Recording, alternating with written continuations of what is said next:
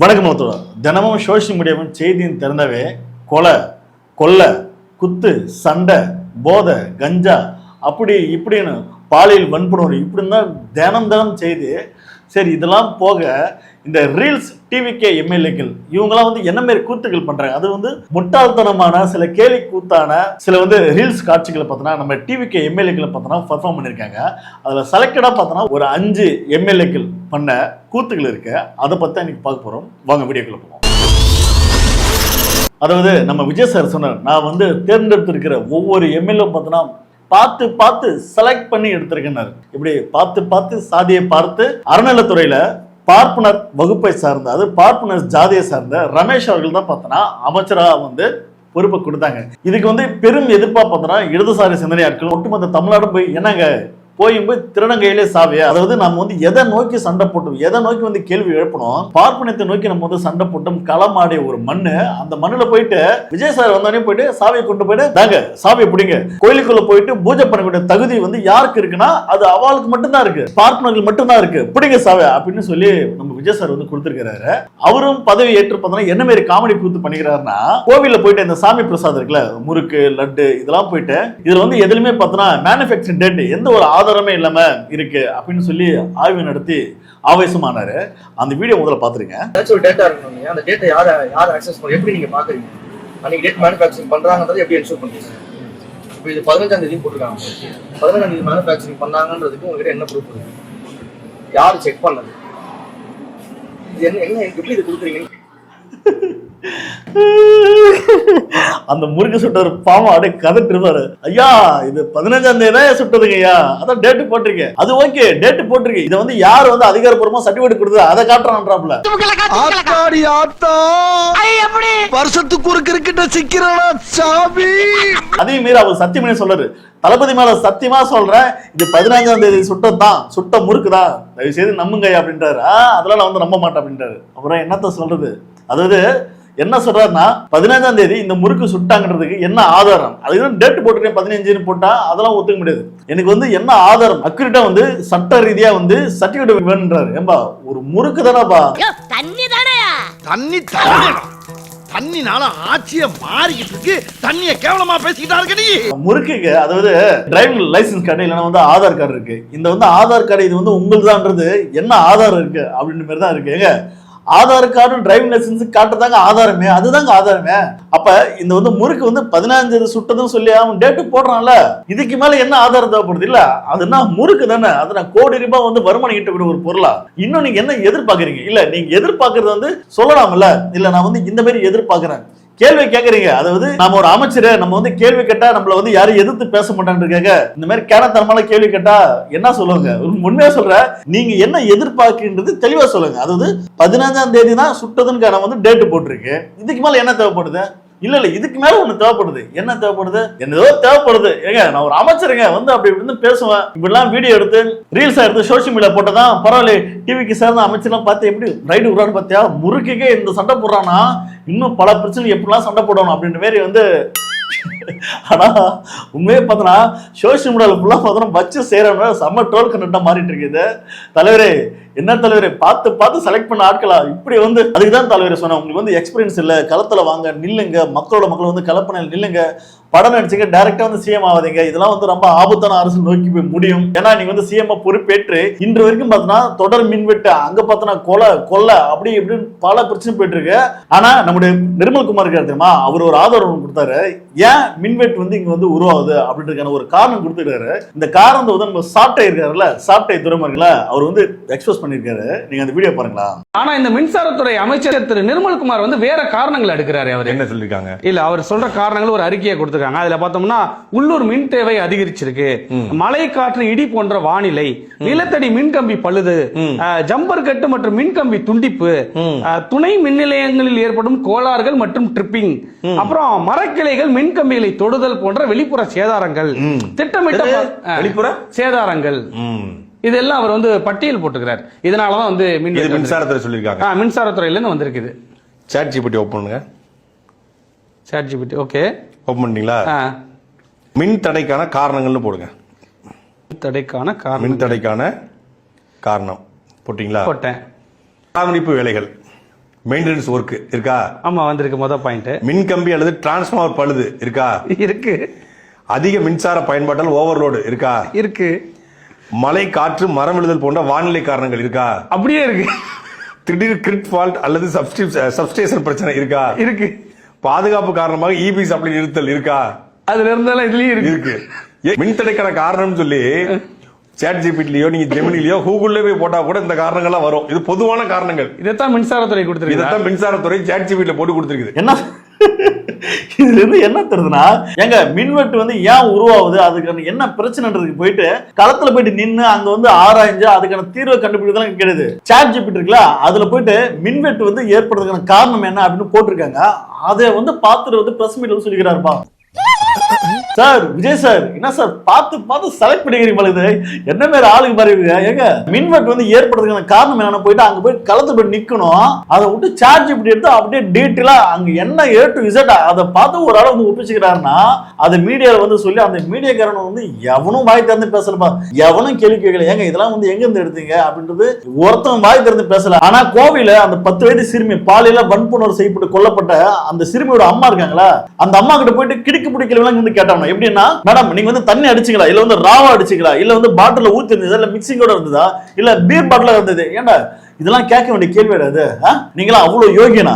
நீங்களா தண்ணி அடிச்சதே கிடையாதா? ஏண்டா ஒரு பெண் தண்ணி அடிச்சிடாவே அவ வந்து இந்த சமூகத்துக்கு வந்து ரொம்ப தீங்கானவன். அதை வந்து எப்படி மடம் மாத்துறான்னா, டிவிகே ஆட்சியில் வந்து இந்த மாதிரி ஒரு குற்றம் நடந்திருக்கு, அந்த குற்றத்தை வந்து மக்கள் அதை பத்தி பேசக்கூடாது. என்ன காரணம், அந்த குற்றம் நடந்ததுக்கான முக்கியமான காரணம் இவன் அம்மா கறி தண்ணி வச்சிட்டா, அதனால இந்த குற்றம் நடந்து போச்சு. பாவம் கொலை பண்ண வந்து என்ன பண்ணுவோம், பாவங்க அவன் மேல போயிட்டு வந்து கேஸ் போட்டு ஒரு மிகப்பெரிய தண்டனை வந்து வாங்கி தரணுமா? அம்மா கறி நல்லா இருந்திருந்தா, அவ குடிக்காம இருந்திருந்தா இந்த மாதிரி தப்பு நடந்திருக்குமா?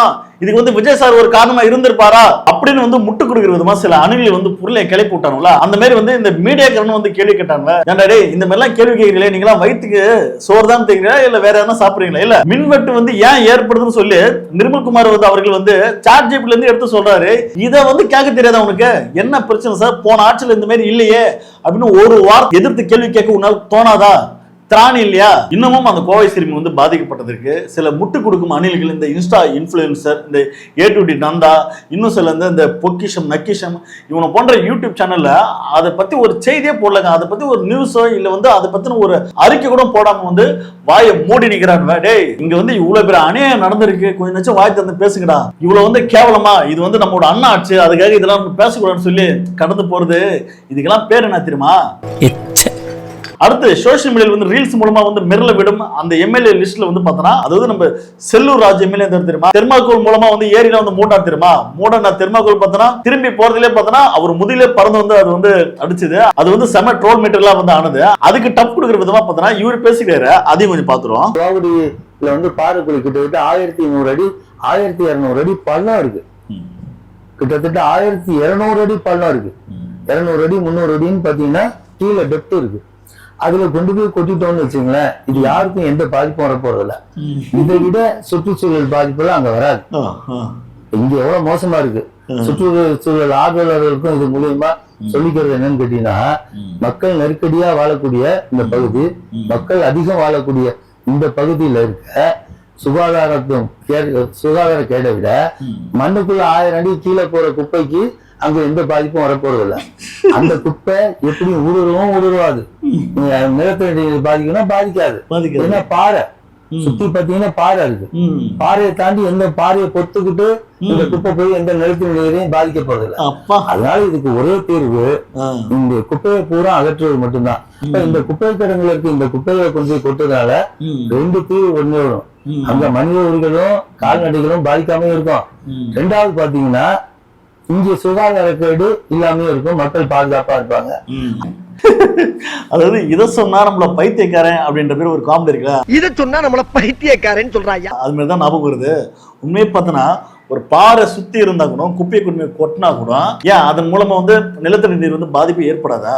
இல்ல பாறைக்கு அடியில வந்து பூந்து தண்ணியில போக முடியாதா? இவர் சொல்ற மாதிரியே வந்து இங்க இருந்து குப்பையெல்லாம் கொண்டு அள்ளிட்டு போயிட்டு அந்த பாறை எங்கடா இருக்குன்னு அதை தேடி போயிட்டு அங்க எடுத்து போய் கொட்டிட்டுனா இந்த பிரச்சனை தீர்ந்துடும். இல்ல இதெல்லாம் ஒரு ஐடியான்னு சொல்லி இதுக்கு வந்து உங்களுக்கு ஃபண்டு வந்து கொடுத்து இந்த ஃபண்டு மூலமா நீங்க வந்து கொள்ளடிக்கிறதுக்காக இப்படி பிளான் பண்றீங்க. அப்படி பச்சையா சொல்ல முடியாது, ஒரு யூகமா சொல்லலாம். இருக்கிற இடத்துல குப்பையை வந்து எப்படி அதை காய வச்சு கொளுத்து சீக்கிரம் வந்து அது வந்து அழிக்கிறதுக்கான ஏற்பாடு பண்ணியான்னா, இங்க இருந்த ஒரு அழுட்டு போயிட்டு பாறைக்கு சென்டர்ல கொட்டி விட்டுருவாராம். அதாவது இந்த பொதுவா அந்த வீட்டுல பார்த்தோன்னா சில பேர் நினைப்பாங்க நம்ம வீட்டுல குப்பை இருக்கக்கூடாதுன்னு சொல்லி அள்ளி கொண்டு போயிட்டு பக்கத்து வீட்டுல காமன் தூக்கி போட்டுருவாங்க. ஏங்க அந்த பாறைன்றது வந்து தமிழ்நாடு தானே வந்து இருக்கு, அது நான் ஃபாரினா இல்ல வந்து வேற ஒரு நாடா? புரியல. எங்க கொண்டாலும் கழிவு தான். அது அந்த கழிவை வந்து எப்படி வந்து பராமரிச்சா அது வந்து எப்படி வந்து சீர் செய்யணும் அப்படின்னு எதனா ஒரு ஐடியா கூடியானா இங்க இருந்து கொண்டு போயிட்டு பாறைக்கு சென்டர்ல கொட்டிட்டா பிரச்சனை முடிஞ்சு போச்சு. இதை சொன்னா நம்மள பைத்தியக்காரன்றாங்க. உண்மையே பார்த்தா பைத்தியக்காரமா தான் இருக்கு. அதாவது செல்லூராஜ் எப்படி வந்து ஒரு பிரில்லியண்டா ஒரு வந்து புத்திசாலித்தனமா அப்படி வந்து யோசிச்சு தெரியுமா, தெர்மாக்கோல் வந்து போட்டு தண்ணியை மூடனா தண்ணி வந்து நீராவே போகாது. ஐயோ தெர்மாக்கோல் வந்து காத்துல பறந்து போவான், அதுக்கு ஒரு வெயிட் கிரிப் எவன போடலாம், அதை பத்தி யோசிக்க அந்த ஒரு அறிவு இல்லை. அவருடைய அறிவு நானிலிருந்து வந்ததுதான் நினைக்கிறேன். ஐ திங்க் இவர் வந்து சிசைனா இருக்க கூட சான்சஸ் இருக்கு. என்ன சார் இது, என்ன நியாயம் இது? இன்னும் வந்து கூத்து நிறைய இருக்கு. ஓகே, அடுத்த ஒரு எம்எல்ஏ நம்ம அதாவது நம்ம விஜய் சாரோட நெருங்கிய நண்பன் அவர்கிட்ட வந்து மீடியா கேள்வி கேட்கறாங்க. சார் கச்சத்தீவை வந்து மீட்கிறதுக்கான வேலைகள் நீங்க வந்து எப்படி செயல்பட போறீங்க என்ன சார் அப்படின்னு கேள்வி கேட்கறாங்க. அதுக்கு ஒரு பதில் சொன்னாரு. நீங்க அந்த வீடியோ முதல்ல பாத்துருங்க. இனிமேலாச்சும் எங்களுடைய மீனவர்கள் பாதுகாப்பா இருக்கிறதுக்காக இந்த கச்சத்தீவை இலங்கை கிட்ட இருந்து மீட்டு கொடுத்துருங்க, அது போதும். இதுக்கு முன்பாக இருந்த அரசுகள் பாத்தீங்கன்னா கச்சத்தீவை மீட்போம் No comments. ஆனா எதுவுமே நிறைவேற்ற அரசு என்ன மாதிரியான செயல்பாடுல இருக்கு அத பத்தி இப்போ பேச முடியாது. No comments. Thank you. No comments. Simple yes. இல்ல கேள்வி வந்து எம்எல்ஏ கிட்ட கேக்குறாங்க. இவர் யாரு பக்கத்துல ஒரு அல்லகை, அவர் வந்து நோ கமெண்ட்ஸ். பக்கத்துல டப்புன்னு எம்எல்ஏ வந்து நீயா நானாடா நான் தான் சொல்லுவேன் அப்படின்ற பேர் வந்து அவரும் வந்து கிட்ட வந்து அதை பற்றி இப்போ வந்து பேச முடியாது. No comments. அதாவது சார் விஜய் சார் கச்சத்தீவை மீட்டு கொடுத்துருவீங்களா? மேடையில வந்து வசனம் எல்லாம் பேசுனீங்க, மோடி வந்து எதிர்த்து ஒரு வந்து லெட்டர் போட்டு விடுங்க, கச்சத்தீவை மீட்டு கொடுங்க மோடி அவர்களே, இல்லனா வந்து இங்க இருந்து ஒரு வார் விடுவோம் அப்படின்னு சொல்லுங்க. வந்து தமாசா இருக்கும், ஜாலியா இருக்கும். அதுதான் பாருங்க. அதாவது நோ கமெண்ட்ஸ் சொல்றது அச்சுன்னு ஆயிராங்க. ஓகே, இதே கடைசியில எது கேட்டாலும் ஒண்ணும் தெரியாது, நோ கமெண்ட்ஸ் கடந்து போக வேண்டியதான். அடுத்து பாத்தீங்கன்னா ஹைலைட்டான ஒரு வந்து அமைச்சர். அவர் பார்த்தோன்னா நம்ம வந்து என்ன பொறுப்புல கூட தெரியாம வந்து பேசிருக்கிறாரு. அது எங்க மீடியம் வந்து பேசுறாரு. நமது முதலமைச்சர் அவர்கள் எனக்கு இந்த பொறுப்பை கொடுத்திருக்காங்க. சுற்றுலாத்துறை பத்தி உங்களுக்கு தெரியும்.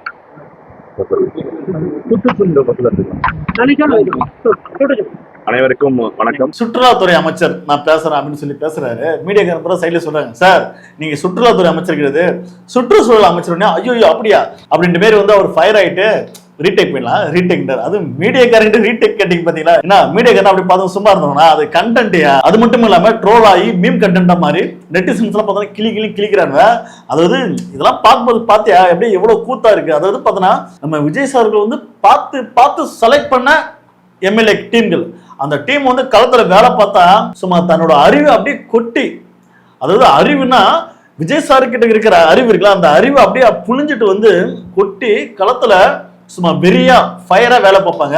அந்த மாதிரி வேலை தான் பாக்குறாங்க. பாருங்க மக்களை, பாருங்க இவங்கலாம் வந்து எவ்வளவு வந்து அறிவு சார்ந்த ஒரு டேலண்ட் பர்சன் அப்படின்றது பாருங்க எப்படி காலத்துல வேலை செய்யறாங்கன்றது. இனி வரும் காலத்துல இன்னும் வந்து என்ன மாதிரி கூத்துக்கள் பண்றாங்கன்றது இன்னும் பொறுத்திருந்து பார்ப்போம். அடுத்து பாத்தீங்கன்னா நம்ம பவன் கல்யாண்கிறாருல ஆந்திராவில் வந்து துணை முதலமைச்சர், அவரு வந்து பாத்தீங்கன்னா போற போக்குல விஜய் வந்து கலை செலுத்துக்கிறாரு. என்ன சொல்றாருன்னா 16 வருஷமா வந்து இந்த அரசியல் களத்துல மக்களுக்காக வந்து களத்துல தான் வந்து நிக்கிறேன். ஆனா தமிழ்நாட்டுல வந்து ஒருத்தர் 2.5 வருஷத்துலேயே பாத்தீங்கன்னா கட் அவுட் வச்சு வந்து ஆட்சியை பிடிச்சிட்டாரு.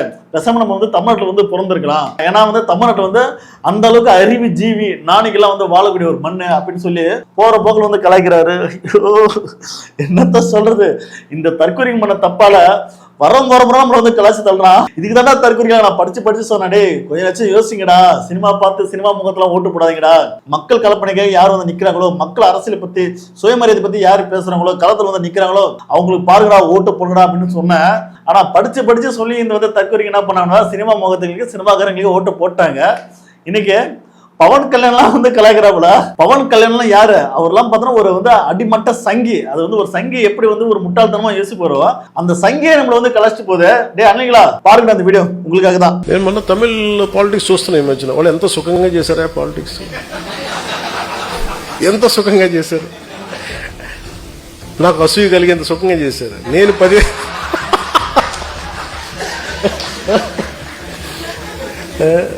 కటౌట్లు పెట్టుకుంటే గెలిచేశారు.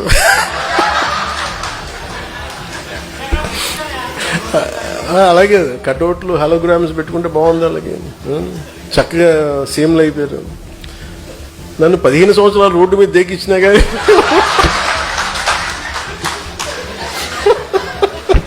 பாத்தீங்களா என்னத்த சொல்றது, இந்த மாதிரி வந்து கலாச்சி தள்ளுறாங்க. ஓகே பார்ப்போம், போற போக்கில் வந்து இன்னும் வந்து 5 வருஷத்துல வந்து இன்னும் இந்த மாதிரி கூத்துக்கள் நடக்குது. அப்புறம் வந்து நம்மளுடைய முதல்வர் சாருக்கு வந்து ஒரு கோரிக்கை ஒன்று வைக்கலான்னு இருக்கேன்.